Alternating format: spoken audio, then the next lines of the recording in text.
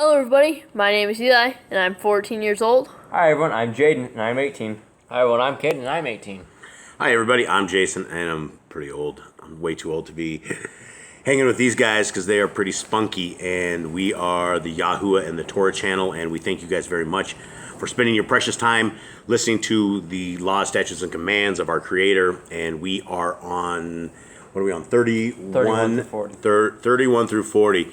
And we've actually taken this guy's list because we found a whole bunch of that he had. You know, this guy was from a university or something, and I don't know. I had higher expectations from university people, but it seems like he has a whole bunch of these that are all jacked up. Before we get going, gentlemen, how was your day? It was good. Good. Everything going all right? Yep. Big busy day. Yeah. Is everyone cool? Yeah. All right. So we have a lot of younger Torah keepers out there. We have a lot of parents that actually have young Torah keepers, and they've been talking to us. And it is good to know that there's youth out there. There's a lot of people that are not your age but are younger than you, and that they are into the Torah. And it's impressive to know that there are parents out there that have sheltered their kids and that they have trained them up. And it's just refreshing to know there's other people out there. So for all you kids out there, for all you teenagers and kids who are walking in the Torah, you know, we'll definitely pray for you guys, bless you guys, and continue on praying for you guys, that you guys continue on doing what you do. Okay, with that, we are going to get into our list, which we have already started on, and we will begin right now. So 31 is this: not to make gods of silver or gold. And didn't we just go over this? This isn't the command, is it? No, we edited it. Oh, okay, it's Exodus 20. But there's other ones above from yesterday's lesson that talk about making idols and images, and we went over that yesterday. Right, and so we've gone through and we've actually changed these ones that we had. Which ones did we change, guys? We changed 10. 10. Okay, so not to test Yahuwah, which the guy had that wrong. What else did we change? There were a couple others, and we will We keep... just changed 31. 31. 31, he had it wrong. He had the wrong verse. Okay, More yes. that will need edited as well. And again, this list is not exact. I believe this is out of Judaism. I believe that it's what they say is in the Torah, but I believe there's quite a bit more. Okay, and if you guys can hear the wind blowing in the background, it's extremely windy here, and so people always say we either have like crickets going or like high. Yeah, if there's anything that sounds like it's screaming in the background at the top of its lungs, there's probably some bug here. Yeah, it's middle of the jungle, and so it is wild out there. Okay, so we are going to start on 31, and 31 is not to make gods of silver or gold. Who has it? I do. Exodus 20:23 says, "You do not make besides me mighty ones of silver, and you do not make mighty ones of gold for yourselves." Okay, so I mean, that's pretty self-explanatory, Don't right? make idols out of gold or silver. Yeah, so we shouldn't have anything like that. I guess that goes to question that I'll throw you guys off on that. Is a coin an idol? If you worship it, if you lust after it, if that's all you're after, I would say yes. If that is what all you care about, and all you want is that silver or gold coin, then I would say yes, that becomes your idol. Yeah, but what about having inscriptions like Caesar on there and various? There's... Yeshua said, give to Caesar what is Caesar, so and back in the day, they did have those running around in Jerusalem. That is true. Okay, good points. Verse 32 in the 613 laws of Yahuwah. 32, not to turn a people to idolatry. Okay, so Exodus 23:13, who has that? All right, okay. That's Jaden.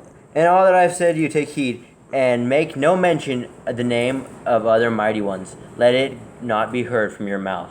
All right, so what exactly does that mean? Okay, mighty ones are like foreign gods, right? They're like out of Babylon, Egypt, anywhere you can get a foreign god from, right? A mighty one. They call it mighty ones. They call them lowercase Elohim or mighty ones. Like we have Baal, Nimrod. We have things like that. Yeah, go ahead. And he doesn't want them near you. He doesn't want you to mention them because he wants it far away from your mind. He wants you on his mind and not some other foreign god that you're worshiping. He wants you on his mind. Attention. Yeah, absolutely. Okay, and so 33. That's the number of the Freemasons right there.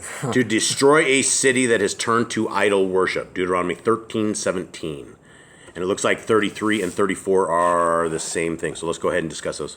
All right, Deuteronomy 13:17 says, "And none of that which is put under the ban is to cling to your hand, so that Yahuwah turns from the fierceness of his displeasure, and shall show you the compassion, love you and increase you as he swore to your fathers."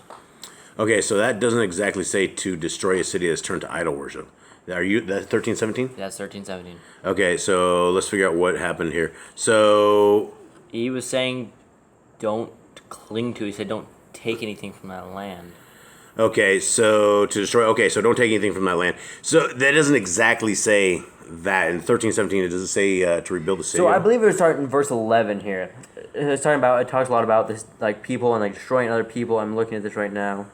Yeah, it says don't be led astray by other inhabitants. Don't let them. Don't take their stuff from them. Don't touch their stuff. So that brings up a good point, because a lot of people will say that our Creator is maniacal, like he is a blood-lusting, bloodthirsty, crazy guy, because he said to go through all these different places and wipe them out completely, man, women, and children.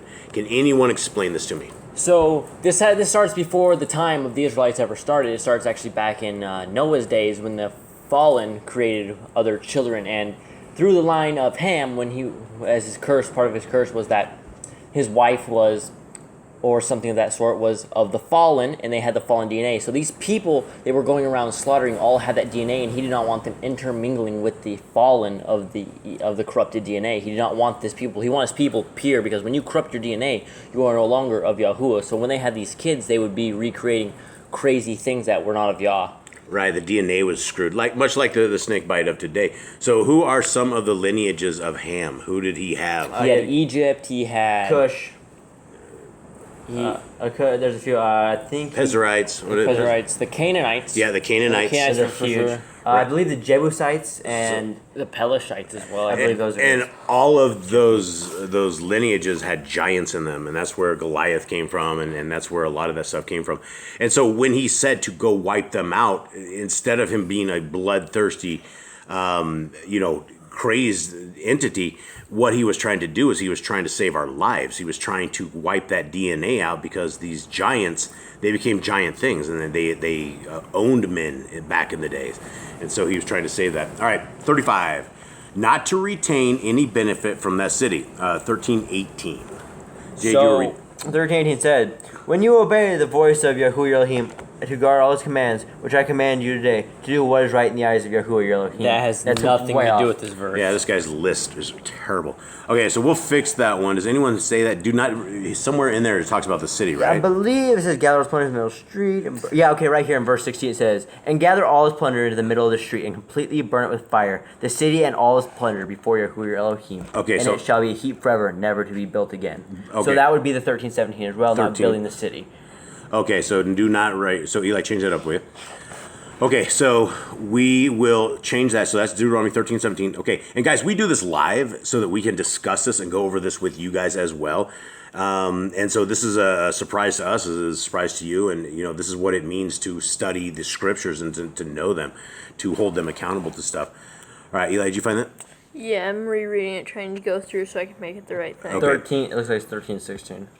13, 16. Okay, so let's head into the next one, 36. Not to missionize a person to idol worship. Deuteronomy 13:12.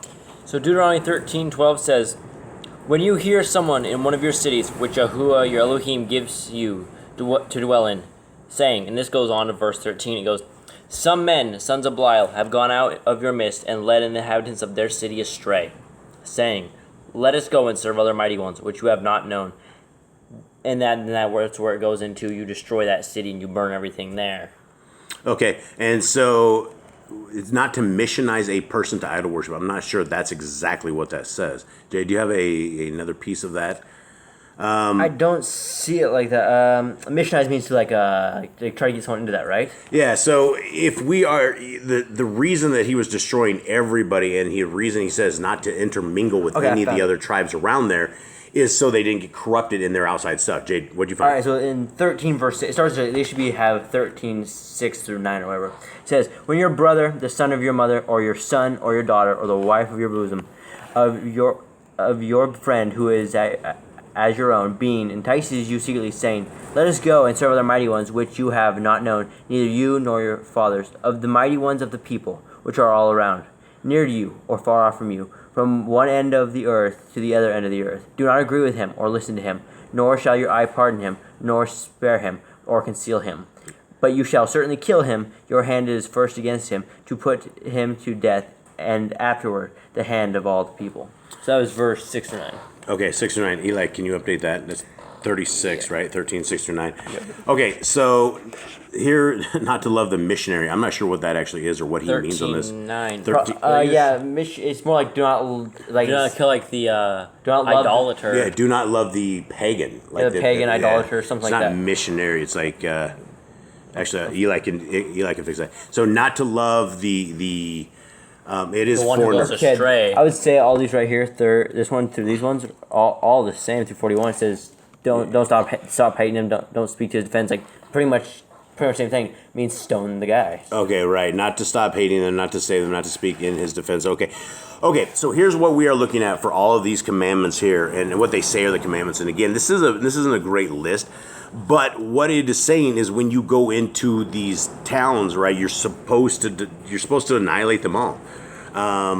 You need to hate the evil, and you need to get it from your midst, and that was the point of all of this stuff. So Eli will update all of this stuff, and you can definitely hear the wind whipping through our house, and we are blessed with a lot of wind. For better or for worse. Yeah, for better or for worse. Okay, gentlemen. So that is it, guys. Basically, that is all of down to 40. And we're going to run through all 613 of these and get this list cleaned up, and then we'll post a final list of this particular list. And then I believe that we are going to be starting, and we're going to be reading the Sefer as a family once a day, one chapter a day, and then we're going to discuss that chapter we read, and then we're going to pull out the commandments that are in that chapter. I thought that'd be fun. This is all new info to the boys, so I've been thinking about this. Okay, gentlemen, what good advice do you have to anybody out there? Read your Bible. It's great if you're following along. Read it yourself. Start in the beginning of it and start learning the laws yourself. Yeah, the law, statutes, and commands. All right, can you give me other than a couple that are here? These are pretty. Like at this point in life, like where we're at, it's very frowned upon to go kill someone like that. So Yeah, and well, this is also for the land of Yisrael. Right. The people, a whole people of Israel, where there's only like one family of Israel left, you wouldn't be able to go do that. Right. Yep. And so salvation begins at the stake. We've talked about this before. It begins with the blood of Yahushua, and the kingdom is for those who are willing to keep the law, statutes, and commands of our Creator. That is it. Okay, And for those who don't know what the steak is, that is the cross. He actually died. It's not a steak you barbecue. It's a steak. It's just a straight up stick he died on because he died on a cross. It was a tree. The Bible says it was a tree, and so I don't believe that they were using crosses back in the day, and so that was something they threw in there later. And again, that's idolatry as well. If we have like crosses around our necks, or we have crosses in the temple of worship, things of that nature. Okay, guys, that is it. Much love to everybody out there. Thanks for tuning in, and I hope you guys have a wonderful night. All right, shalom. Goodbye.